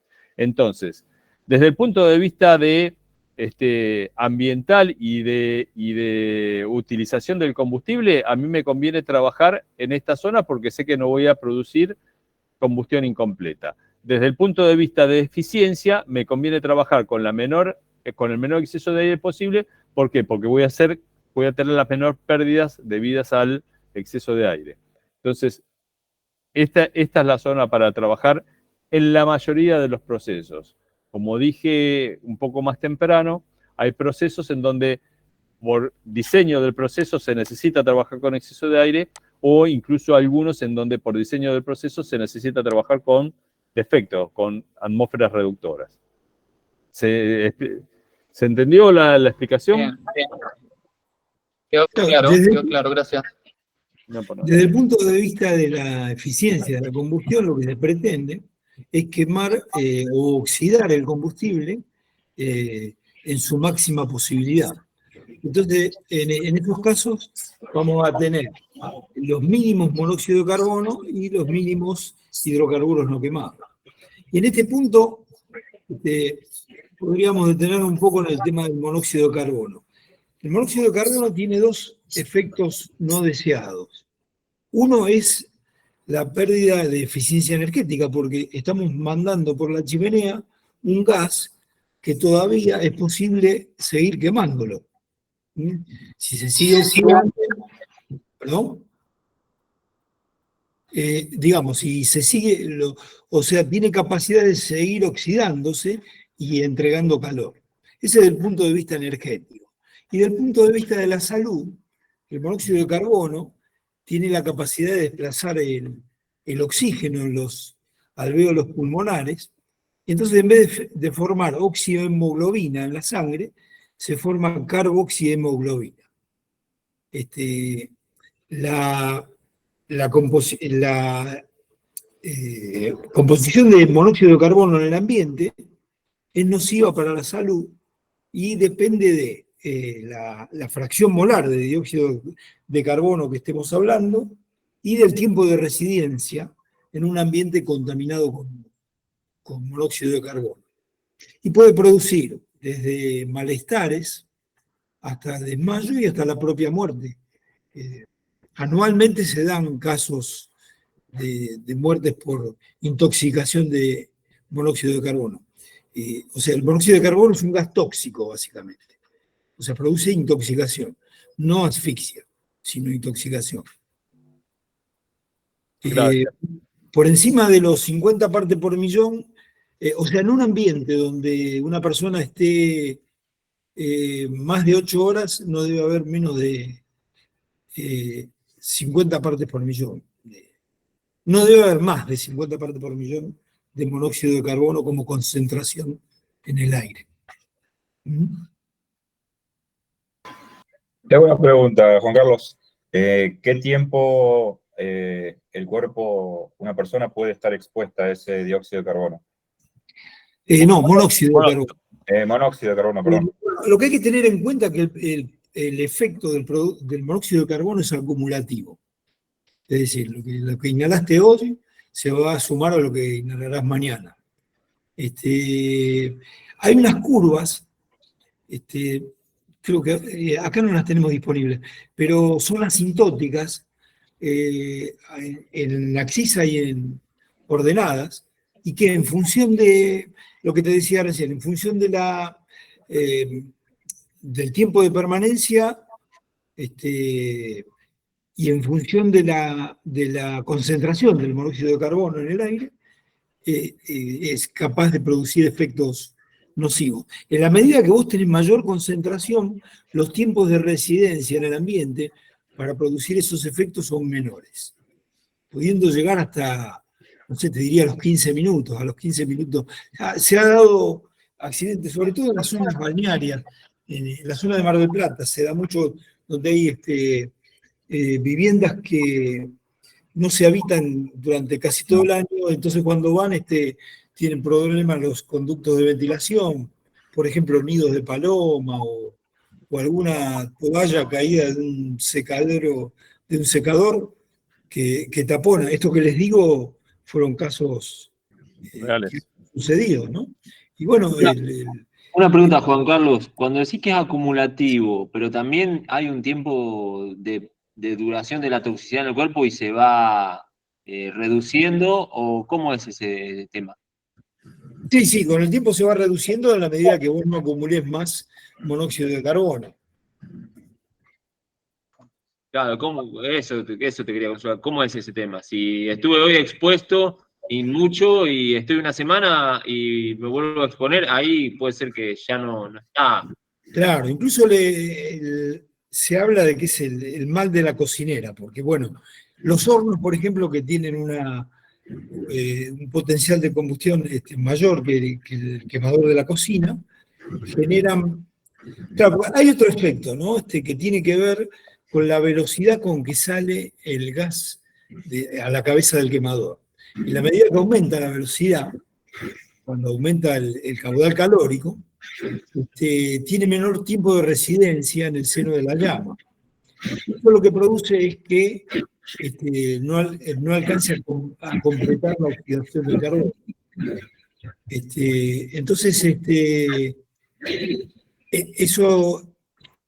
ese tipo de quemadores es de mayor emisión. Por eso le dicen el mal de la cocinera, porque bueno, es una persona que trabaja mucho con el horno, con artefactos de alta potencia calórica, ¿no? Que la potencia calórica se logra con un aumento de la presión de inyección de gas.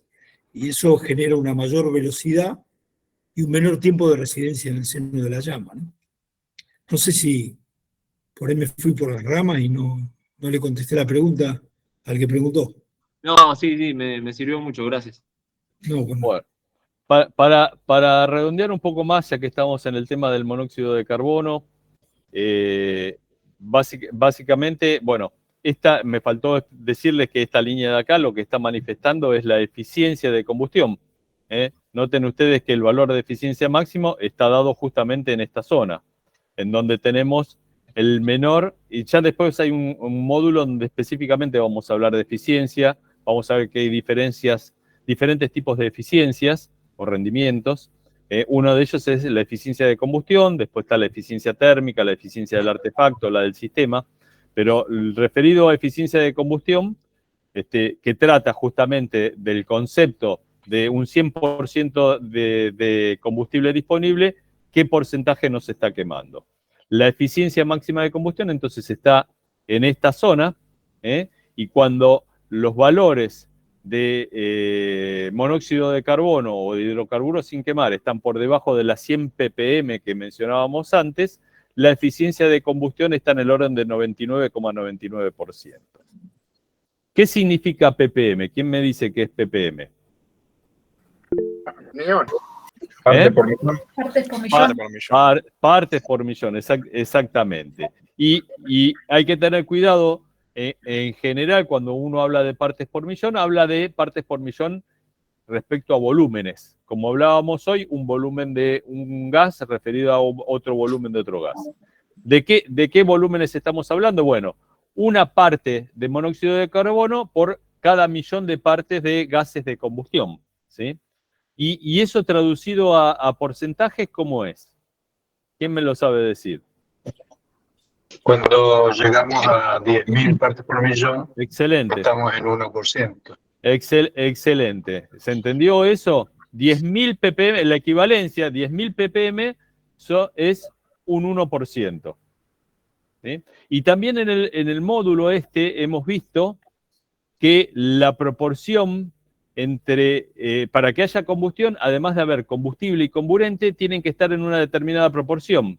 Por debajo de esa proporción, que es el límite inferior de proximidad o de inflamabilidad, y por arriba de esa proporción, que es el límite superior, no hay combustión. En el caso del monóxido de carbono, el límite inferior es de 5%. O sea, 5% traducido en ppm, si dijimos que una ppm es 10.000, 5% son 50.000 partes por millón. Quiere decir que si yo empiezo a acumular en los gases de combustión 50.000 partes por millón, ya a partir de ahí esa mezcla de monóxido de carbono con aire es potencialmente inflamable o explosiva, a partir de las 50.000 partes por millón. También para tener en cuenta como una peligrosidad más de la presencia de monóxido de carbono, y ni que hablar de presencia de hidrocarburos sin quemar. ¿Preguntas?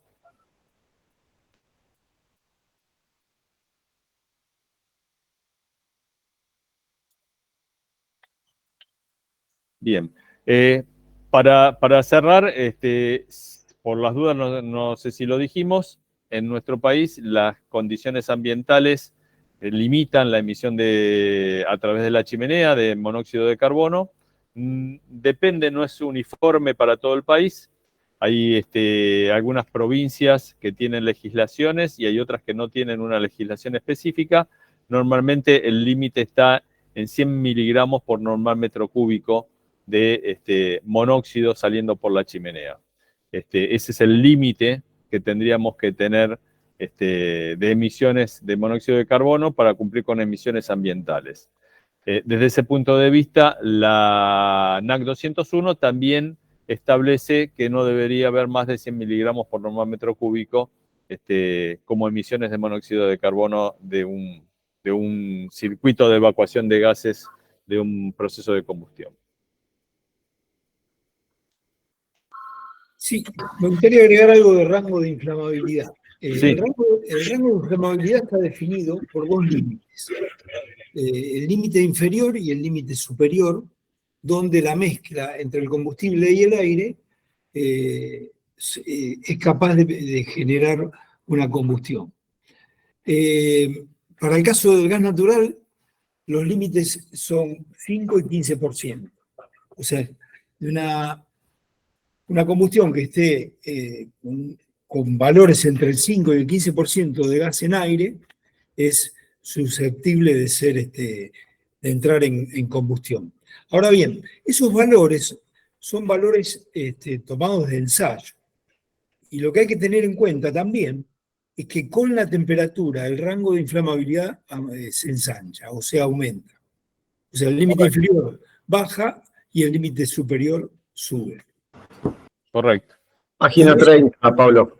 Bien, eso es lo que te quería buscar, gracias. Entonces, los sensores de mezcla explosiva se calibran en función del límite inferior de explosividad. O sea, habitualmente los sensores de gas natural están entre el 5% del límite inferior de explosividad. O sea, al alcanzar el 5% ya avisa que hay una posible formación de mezcla explosiva. Ahí está, el metano entre el 5 y el 15%, para tener mezclas inflamables, ¿no? ¿Preguntas? Sí, Pablo, te hago una consulta. Tengo un cliente que en el horno, aparte de tener la combustión del quemador, evapora solventes de pinturas y todo eso. ¿Cómo se hace una medición de gases para que sea sobre el quemador y no sobre lo que realmente emana el horno, ¿no? Porque la única salida que tengo es la chimenea para medir. Sí, me imagino que ese caso es lo que se denomina una disposición térmica de un efluente. ¿Qué significa disposición térmica? Justamente que lo que están pretendiendo es que esos solventes se quemen también durante la combustión. Entonces, la verdad que desde el punto de vista ambiental, más allá de lo que puede a lo mejor aplicar directamente a lo que es la combustión de gas natural, por la chimenea no tendría que salir productos de combustible sin quemar. Entonces, el concepto tendría que ser el mismo. Ahora, es un caso bastante particular porque si el proceso tiene alguna falla de diseño, no se va a dar esa condición, ¿no? O una falla de funcionamiento. Claro, tengo solventes que se evaporan, no se queman. ¿No se queman esos solventes? Los solventes normalmente son combustibles. Sí, pero en un momento me dijeron que no los mida porque me pueden romper el aparato. El analizador de gases lo pueden romper, lo pueden dañar. Bueno, hay que ver qué tipo de solventes son y habrá que, en ese caso, habrá que ver. Pero si son solventes nocivos, no tendrían que estar saliendo por la chimenea. Yo creo que hay... Es verdad. Tendría que tener un quemador para quemar todos los gases de salida. Es que generalmente, como te decía, los procesos en donde vos tenés solventes ingresando a una cámara de combustión, el objetivo es quemarlos. Si eso no se está cumpliendo, es que hay algo que está mal pensado o está funcionando mal. Claro, es verdad, sí. Gracias. No, por nada.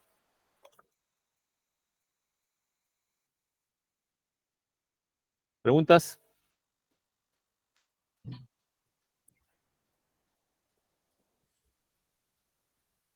En base a lo que marcabas antes, entonces cuando se hace la regulación de combustión, siempre se logra obtener ese 95, 98% de eficiencia, usualmente. Ahí es el punto que se deja una buena combustión.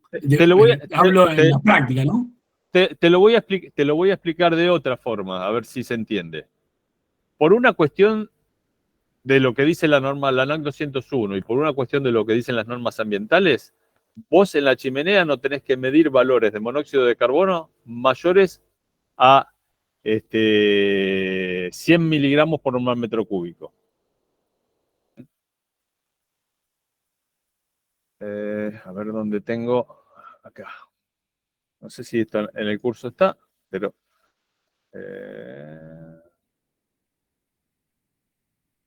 acá es lo que estaba buscando.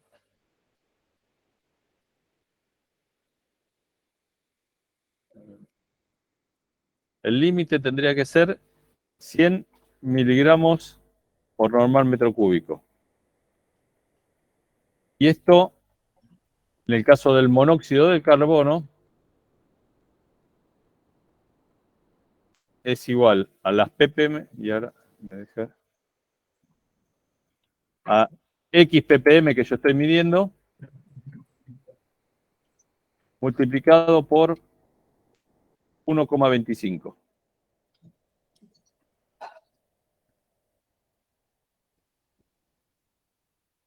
Lo que yo tendría que estar midiendo acá sería no más de 80 ppm de monóxido de carbono, que multiplicado por 1,25 no tiene que, te va a dar 100 miligramos por normal metro cúbico. Ese es el límite.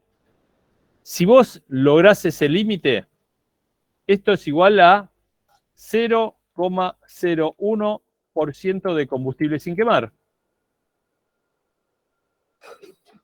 Que lo que decíamos, 10.000 ppm es 0,01% de combustible sin quemar. Si vos tenés un 100% de combustible,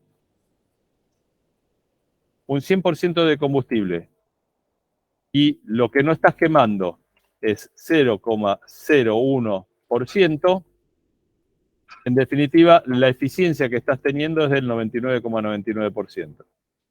¿Entiendes? Clarísimo. Entonces, siempre, por una cuestión de cumplir con las normativas, siempre lo que es eficiencia de combustión es superior al 99,99%. Después vamos a ver que hay otras eficiencias, por eso no se vayan a confundir. No es que todos los sistemas tienen una eficiencia tan alta. Acá estamos hablando exclusivamente de eficiencia de combustión. ¿Qué significa eficiencia de combustión? De todo el combustible, ¿cuánto combustible yo estoy quemando? Si sale menos de 100 miligramos por normal metro cúbico, yo estoy teniendo una eficiencia de combustión del 99,99%. Esa es la conclusión.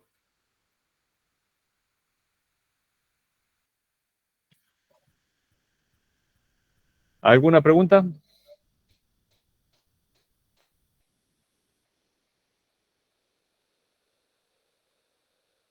Profe, una consulta. Hoy día va a subir el material de estudio de la clase que viene. Mañana. Hoy y mañana nos concentramos en el módulo 1 y módulo 2, que es lo que estamos viendo hoy.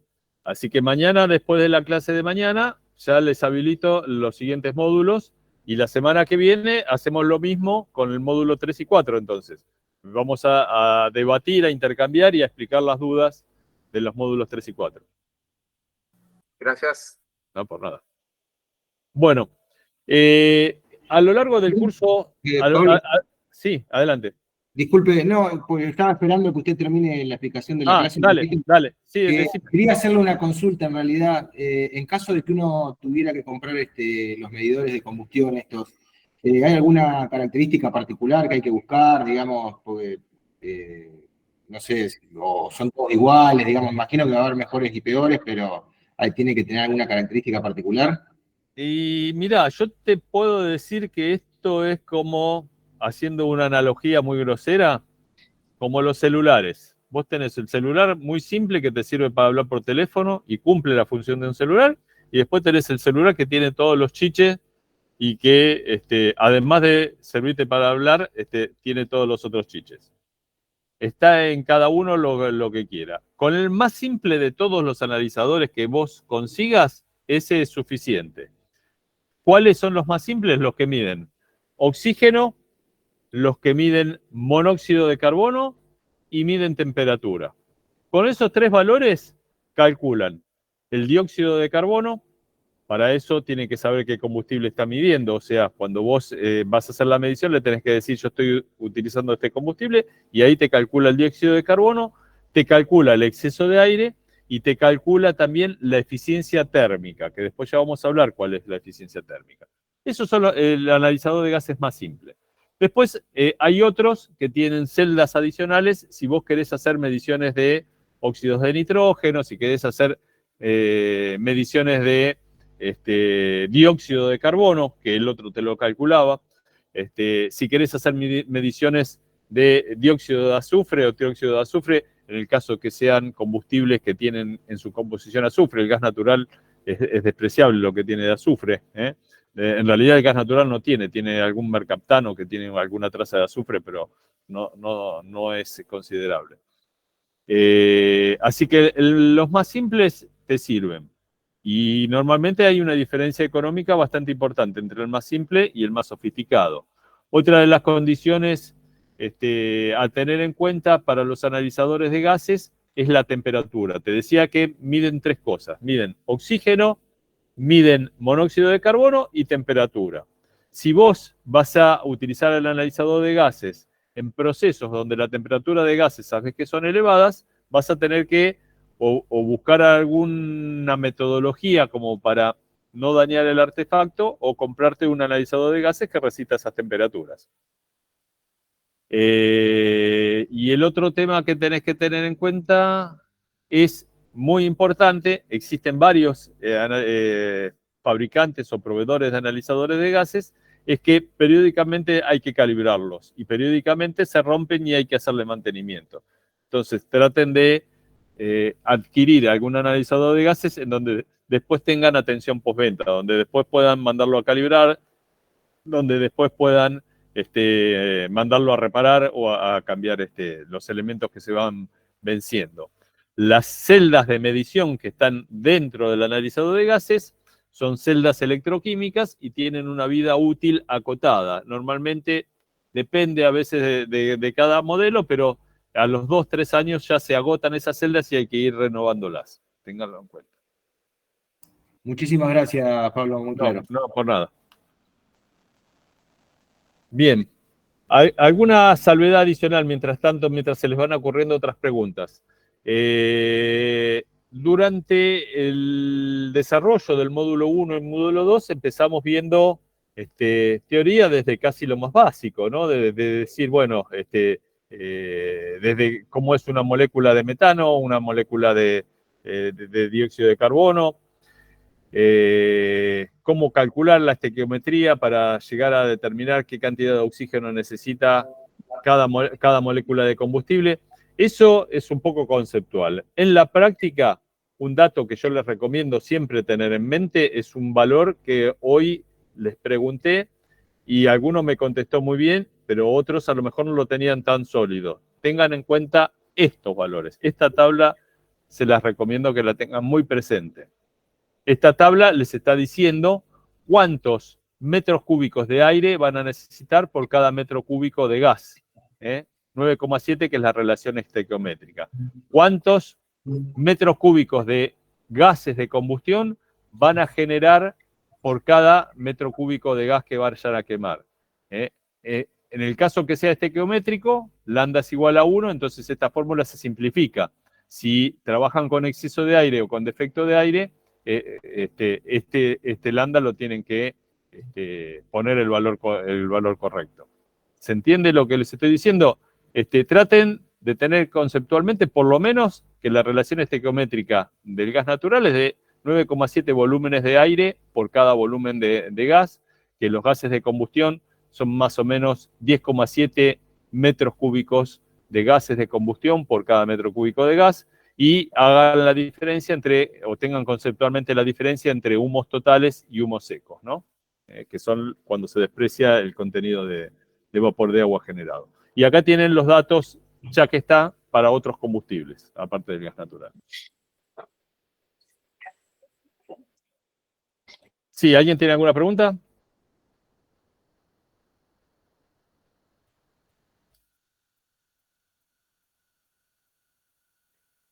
Yo tengo una pregunta, pero no con respecto a la clase, sino con respecto al desarrollo de la materia.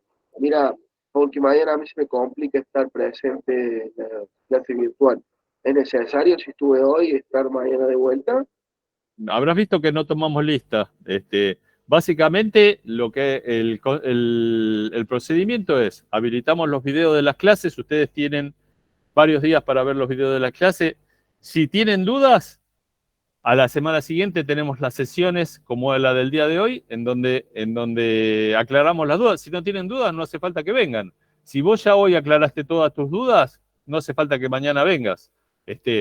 O a lo mejor te conviene venir y otro compañero hace una pregunta que dice, esto a mí no se me había ocurrido, qué bueno, me sirvió. Están cada uno. Igualmente, estas sesiones están siendo grabadas. Si a vos te queda duda que hubo algo interesante, cuando esté subido el video, tenés la oportunidad de ver el video de lo que estuvimos viendo. Perfecto, muchas gracias, Pablo. No, por nada.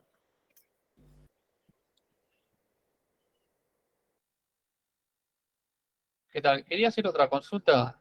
Dale, adelante. En los equipos, la OPDS te exige que haya una toma para medición de gases de escape. ¿Tiene que tener alguna característica esa toma, una altura accesible o cómo tiene que ser? Bien, la UPDS, para los que a lo mejor no conocen, o era, mejor dicho, la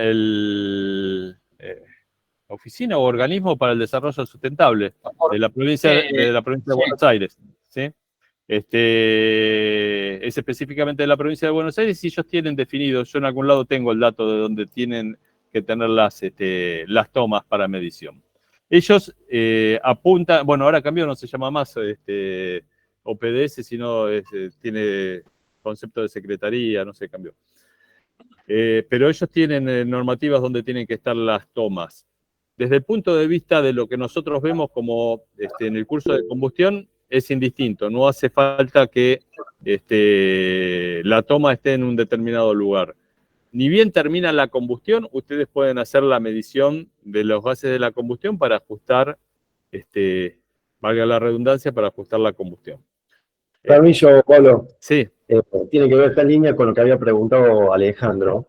A ver, esto un poquito hice algo de toma de muestras puntuales, pero es más que nada ambiental. O sea, ahí lo empalmo a los dos, porque la toma de muestras tiene un procedimiento específico, como decía. Sí. No recuerdo, yo estoy en Córdoba. Cada agencia o cada repartición lo tiene, pero es netamente una cuestión ambiental. Y generalmente, o sea, salvo que sea una cuestión privada para tener conocimiento propio, llamar un ente privado, las tomas de muestras las hace un ente validado, generalmente una universidad, un ente público, un ente certificado por lo que significa, digamos, la salida de gas. O sea, pero es netamente ambiental. Sí, correcto. Bueno, era un poco lo que trataba de explicar recién. Desde el punto de vista de lo que a nosotros nos interesa para el curso de combustión, uno puede hacer la medición donde quiera, siempre y cuando ya se haya terminado la reacción de combustión. Si yo mido en el lecho de la llama, en el medio de la llama, la combustión todavía no se terminó de concretar y entonces voy a estar midiendo combustible sin quemar. Ahora, donde se extinguió la llama, ahí puedo medir y ya los porcentajes de oxígeno y de los otros compuestos que a nosotros nos interesa, como el dióxido de carbono, la presencia de monóxido de carbono, van a ser los mismos midiéndolos ahí que midiéndolos en la punta de la chimenea. Por una cuestión de estandarización y de tratar de hacer las cosas, digamos, metódicas, los organismos de control ambiental establecen que las mediciones se tienen que hacer a una determinada altura de la chimenea, con determinado tipo de toma muestras, en determinado punto de la chimenea, o determinados puntos normalmente de la chimenea. La chimenea suele ser una sección circular o una sección rectangular en algunos casos, y entonces hay que tomar varias muestras como para tratar de homogeneizar la medición. Para el punto de vista nuestro, en general no es algo significativo el tema de que eso sea específicamente así. Acá me parece que Mara quiere decir algo. Sí. Mara, Mariano, Pablo. Mariano. Sí, Pablo, en lugar de Mariano, quería agregar algo sí, que me parece que conceptualmente puede aportar. Básicamente la reacción de combustión es una reacción de oxidación. Entonces, como toda reacción de oxidación, depende fuertemente de la temperatura. Quiere decir que la mayor cantidad de reacciones químicas se van a dar en el seno de la llama o en sus proximidades. Quiere decir que una vez que salgamos del seno de la llama o de sus proximidades, ya la reacción se congela. Se congela en términos, digamos, figurativos. Quiere decir de lo que a nosotros nos interesa se congela, de lo que es el monóxido de carbono, de lo que es el dióxido de carbono se congela. Hay otros efluentes, como son los óxidos de nitrógeno, que no se congelan. Normalmente durante la combustión lo que se produce es monóxido de nitrógeno, o sea, NO, y en la medida que va evolucionando se va transformando en dióxido de nitrógeno, NO2. Por eso las normativas ambientales especifican exactamente dónde hacer las mediciones desde el punto de vista ambiental. Desde el punto de vista de ajuste de la combustión, a nosotros nos da lo mismo medirlo en un lado que en el otro. Discúlpame la interrupción, Juan Carlos. No, bien, aportó. Pero bueno, lo importante es eso, es tomar una muestra en el lugar donde ya sabemos que las temperaturas, con respecto a la temperatura de la llama, ya variaron tanto que no va a seguir progresando la reacción de oxidación, que es lo que básicamente produce la combustión.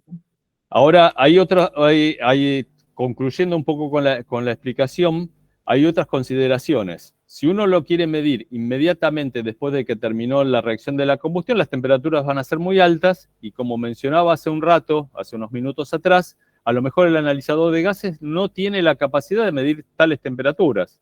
Entonces, por razones prácticas, para que el analizador de gases no se estropee, uno lo mide más abajo. ¿Dónde es normalmente ese más abajo? En la chimenea. ¿Lo puedo medir en la chimenea en la punta?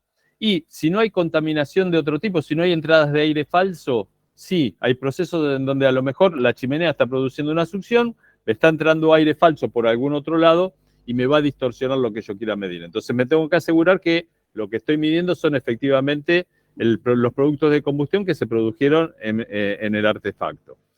Y por el otro lado, eso desde el punto de vista de ajuste de combustión. Por el otro lado, un punto importante y con el cual también tratamos en el curso, está el punto de vista de la eficiencia. La eficiencia tiene mucho que ver con el calor que se pierde a través de la chimenea, entre otras cosas. Entonces, desde el punto de vista de eficiencia, la medición de los gases de combustión habría que hacerlos inmediatamente después del punto donde los gases de combustión terminaron de entregar calor al proceso. Por ejemplo, si esto es una caldera, en donde los gases de combustión dejaron de estar en contacto con la parte metálica, donde del otro lado hay agua que se está calentando, a partir de ahí es el punto que me interesa medir la temperatura de los gases de combustión, que me van a dar una referencia de la eficiencia. Si los gases continúan evolucionando a través de la chimenea, esos gases se van enfriando, y yo voy a medir en la punta de la chimenea una temperatura mucho más baja, que es la que le mencionaba en el punto anterior. Y eso me va a estar dando una idea, me va a parecer que el sistema es más eficiente. ¿Por qué? Porque estoy midiendo una temperatura más baja. Pero la realidad no la estoy aprovechando esa temperatura se está perdiendo en la chimenea. Entonces, desde el punto de vista de eficiencia, hay que medir en el punto inmediatamente después donde los gases dejan de aportar el calor al sistema. ¿Se entiende ese concepto? Los fabricantes no dejan una puerta, una ventana para justamente medir con los sensores, que generalmente es a donde comienza la chimenea. Justamente para poder lograr una mayor eficiencia en la combustión. Sí, pero no te confundas. Eficiencia de combustión es lo que hablábamos hace un rato. Lo que vos medís cuando medís la temperatura de gases de escape, que lo vamos a ver en uno de los últimos módulos, en el módulo 6, lo que vos determinás ahí es eficiencia térmica, que es un concepto diferente. Sería la eficiencia de equipo. ¿Cómo? Lo que uno normalmente le llama la eficiencia del equipo, digamos. Sería la eficiencia térmica. La eficiencia del equipo o eficiencia del artefacto, que así la llamamos en este curso, tiene algunas otras condiciones adicionales que tener en cuenta, que lo vamos a ver cuando llegue el módulo. Bien. Una última consulta. En los equipos de combustión interna, que hay presencia de hidrocarburos, ¿me cambia algo el estudio o el análisis de la eficiencia? No sé si soy claro, si me altera la medición que estoy haciendo. ¿Te referís a los motores a explosión? Exactamente. Sí, los motores a explosión normalmente es un tema delicado porque normalmente emiten mucha más monóxido de carbono o hidrocarburos sin quemar que lo que suelen pedir las normativas. Ese es un tema que es un gris en lo que es esta profesión o esta normativa. Pero sí, los analizadores de gases de combustión, si uno los coloca en un motor de explosión, normalmente están en valores muy superiores a los 100 miligramos que nosotros mencionábamos recién, 100 miligramos por normámetro cúbico. Y claro, hay que tener en cuenta las características de quemar un gas en un motor de combustión interna, ¿no? Ahí tenemos procesos alternativos. O sea, no tenemos un flujo permanente, sino que son flujos por intervalos intermitentes.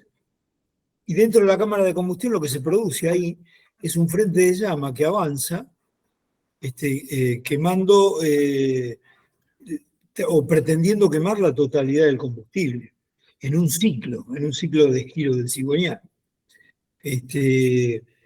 Entonces, en la medida que aumentan las revoluciones por minuto, por ejemplo, el tiempo de quemado es menor, porque se produce el barrido del pistón. Con lo cual, las emisiones se alteran sensiblemente. Y ese es un buen ejemplo de la turbulencia que tiene que tener el combustible con el comburente. O sea, a la medida que la mezcla sea más turbulenta dentro de la cámara de combustión, de un motor de combustión interno, nos va a favorecer más el total quemado del combustible en el ciclo que estemos analizando. Bueno, ya estamos sobre la hora de término, así que sugiero que por hoy terminemos acá y seguimos mañana con las dudas. Vayan pensando las dudas, vean de vuelta el material. Tienen todavía la oportunidad mañana de que continuemos con estos temas. Ok, podemos hacer el ejercicio que falta. Bueno, mañana lo vemos entonces. Sí, Carlos Lavini quiere hacer una pregunta.